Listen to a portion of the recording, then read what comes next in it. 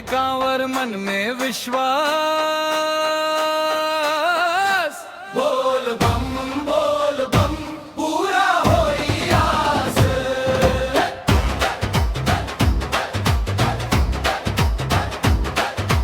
गंगा जल भर के निकसल बानी, भोले बाबा के बाट जोहानी। डमरू बाजे गूंजे जयकार, भोलेनाथ करी है बेड़ा पार।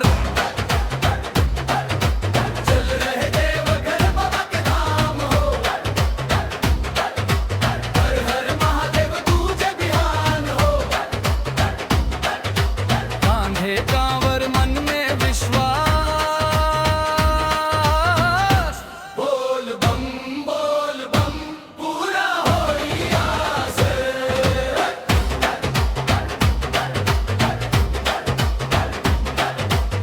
केसरिया रंग में रंगाइल गांव,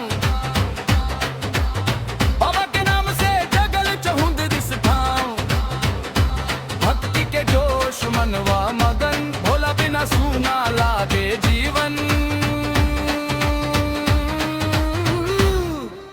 बम बम बोले कांवड़िया सारी, भोले बाबा सबसे न्यारी। देवघर धाम के महिमा भारी, सबके राखेला